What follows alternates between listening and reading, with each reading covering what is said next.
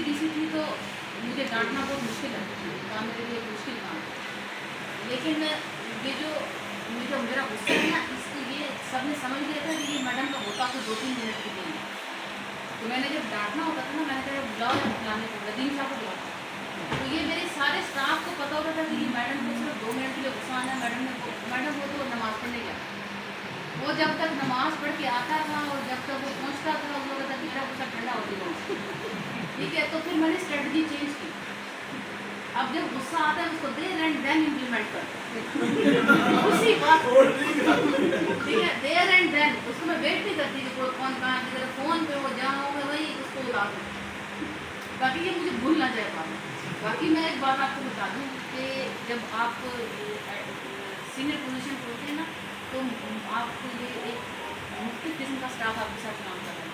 कुछ लोग प्यार से समझते हैं, कुछ को थोड़ा बहुत डांटना पड़ता है। ये तो आप अपने घर में देख लें, बहन भाइयों में देख लें, आप अपने सिबलिंग्स में देख लें। एक सिर्फ प्यार से समझ जाता है, एक को डांटना पड़ता है, एक को थोड़ा और डांटना पड़ता है, एक को थोड़ी सी काउंसलिंग करनी पड़ती है। तो ये केस टू केस वेरी करता है, ये आपको मुख्तलिफ तरीके से हैंडल करना पड़ता है। यही एडमिनिस्ट्रेशन है, इसके बगैर आपका जोन या कोई भी जगह कोई भी जो बड़ा होता है उसका राइट डांटना, उसका राइट, तो ये राइट नहीं। जैसे आप लोग के बड़े हैं घर में, आपकी बड़ी बहन है, आपके मम्मी अबू हैं, आपके रिश्तेदार हैं, बड़े ताया है, चचा हैं, मामू हैं, उनका राइट है आप लोगों को डांटना, और आपको बहुत ही तमीज़दाराना तरीके से उसे सुनना भी चाहिए और उसे बहुत अदब से उसको एक्सेप्ट भी करना चाहिए। ये बड़ों का राइट होता है, इसमें अपना मार्जिन देखने सबको। बाकी मुझे किसी से कभी किसी को डांटना नहीं पड़ा, मुझे कभी किसी को बहुत ज़्यादा कहना नहीं पड़ा। मैं एक दफ़ा मेरा कह देना ये काफ़ी हुआ हमेशा से। मेरा नहीं ख्याल है कि इस जोन में मुझे कभी इस बात की नौबत आई, मेरा नहीं ख्याल।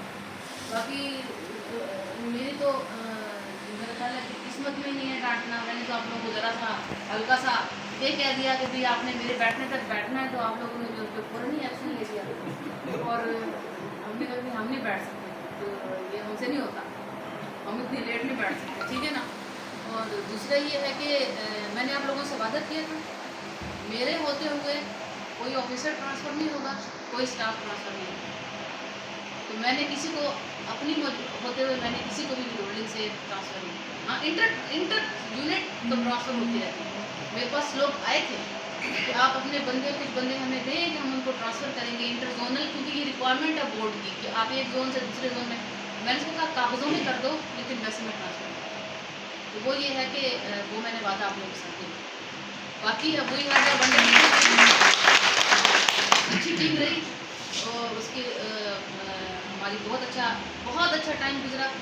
इस फ्लोर को साफ़ करने में कुछ लोगों ने बहुत ज़्यादा एफर्ट किया है। इसमें हमारे कुछ स्टाफ शामिल है, हमारे नायब कासिद शामिल है, राशिद साहब की, नईम साहब की, बहुत से लोगों की बहुत एफर्ट शामिल है। इसको बहुत नीट क्लीन हमने बड़ी एफर्ट से किया है। इसे आपने साफ़ सुथरा रखना है, आप सब ने। इसको किसी तरीके से अगर मैं विज़िट करूँ 2 महीने बाद 3 महीने बाद, इससे भी ज़्यादा साफ़ होना चाहिए। वॉशरूम्स को, चीज़ों को आपने देख के रखना है और इसको अपनी जो जहाँ पर भी बैठता है इसको इस तरह से कि कंटिन्यू करें, ठीक है। Thank you so much. आप तमाम दोस्तों को बताऊं कि मैम वजिया जापान जा रही हैं ट्रेनिंग के लिए। हाँ, तो मैम वजिया बड़ी मैम के बाद इनका एक कुलीदी रोल रहा है विद होल्डिंग जोन के अंदर, उस रोल को भी एक्नॉलेज करते हैं हम और लंबे अरसे तक इनकी उस कंट्रीब्यूशन को भी याद रखा जाएगा। मैं अक्सर कहता हूँ मैम आप बहुत ज़बरदस्त ब्यूरोक्रेट बनेंगी, जो जाहिर बात है अब हम सर्विस के उस एज में हैं कि रिटायर होने वाले हैं, तो हमने तो बहुत से अफसरों के साथ काम किया है। तो अल्हम्दुलिल्लाह मैम वजिया में वो सलाहियतें हैं कायदाना जो एक कैरियर अफसर में होनी चाहिए। ठीक है ना, हमने जिन ऑफिसर्स के साथ काम किया मोस्टली उनमें से बतौर चेयरमैन रिटायर हुए, तो अल्लाह पाक ने हमें इतना फहम और फरासत और अता की है कि हम ये चीज़ जज कर सकें कि इस ऑफिसर के अंदर कौन सी कायदाना सलाहियत जो है वो ज़रूरी होती है। अपनी सबॉर्डिनेशन हमें खुशी होती है बतौर सबॉर्डिनेशन, बतौर डाउन लाइनर, जब हमें इनकरेज किया जाए, जब हमें हौसला अफजाई की जाए, हमारे अच्छे काम को सराहा जाए। क्योंकि जब तक गलती को पॉइंट आउट नहीं किया जाएगा, अच्छाई को इंडोर्स नहीं किया जाएगा, आप पॉलिश नहीं हो सकते। मैं चाहूँगा मैम मुझिया अपने ख्यालात का इजहार।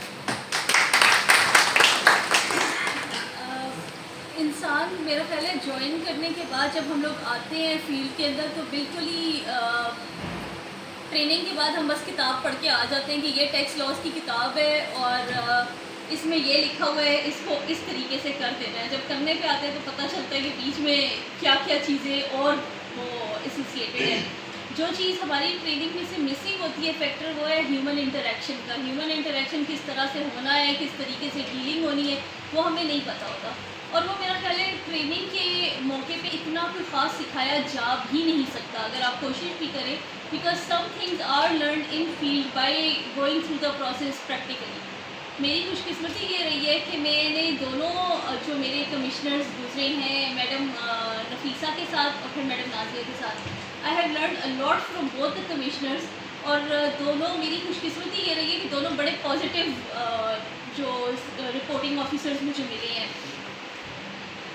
इनको देखकर और इनकी सबऑर्डिनेशन में ज़ाहिर है हम लोगों ने जो कुछ सीखा है उसी को कोशिश की है कि अच्छे तरीके से इम्प्लीमेंट कर लें। बाकी गलतियाँ और वो सारा कुछ हमारे से दिन में अगर किसी एक एवरेज आदमी से 10 होती हैं तो मेरे से 100 होती हैं। लेकिन I am thankful to everyone in my unit, both the units. मैक 4 का चार्ज बड़े अरसे तक जो है वो मेरे साथ रहा, फिर बीच में गया और फिर उसके बाद वापस आ गया कि जी इधर ही आना है।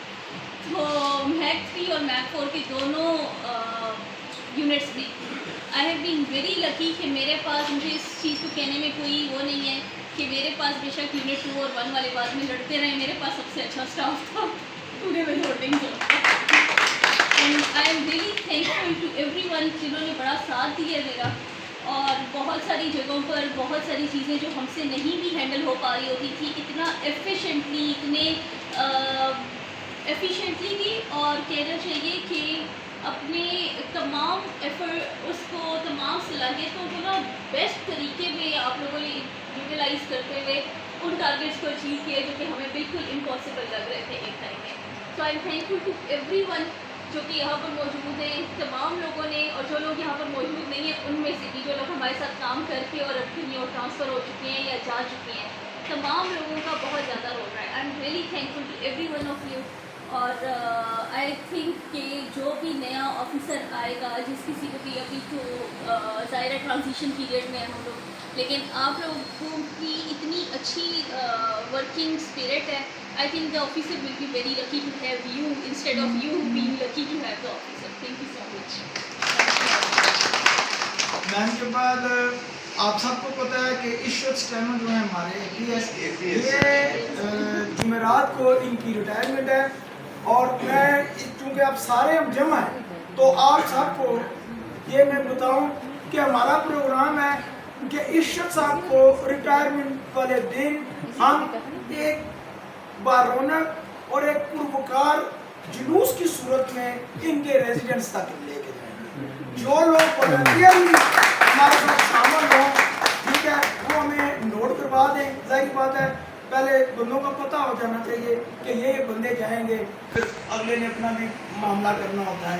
तो इसलिए आप तमाम दोस्तों से गुजारिश है कि जो जाना चाहे वो अपना हाथ खड़ा करके दादा हाथ खड़ा करते ताकि दोनों हाथ पता चल जाए कि कितना बारात आ रही है। ठीक है, आप दादा चाहिए जिन दिनों में जाना है तो आप 1.5 हाथ खड़ा कर रहे हैं, बच्चा भी लाना है आपने, ठीक है। अच्छा, एक बारात के लिए काफ़ी है। मैं चाहूँगा कि इशरत साहब अपने जो ख्यालात हैं उनका थोड़ा सा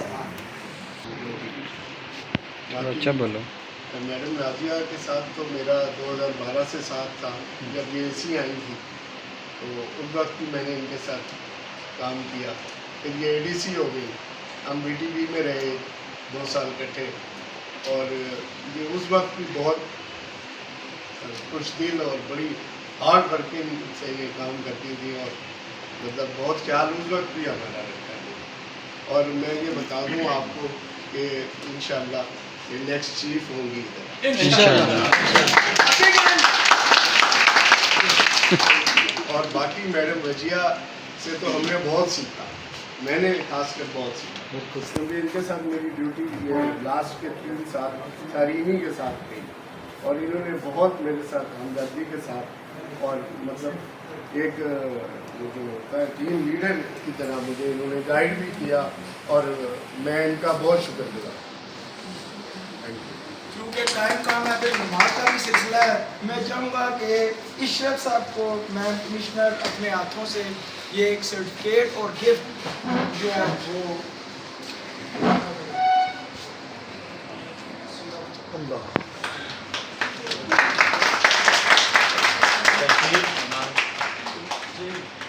वो रखें और ये उसके बाद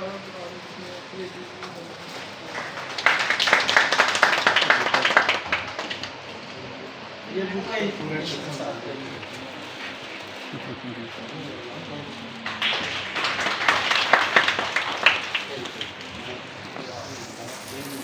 हाँ मैम के आप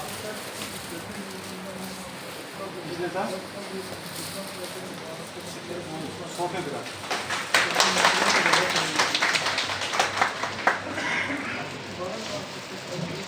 ये मैम वजिया के लिए मैम कमिश्नर होने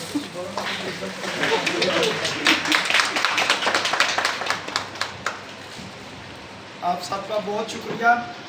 चाय आने वाली होगी, बाकी सारे मामलात आपके सामने हैं। कोई दोस्त इस मौके पर अपना इजहार करना चाहे तो उसे आज़ादी है। हाँ, उसको तो कराओ।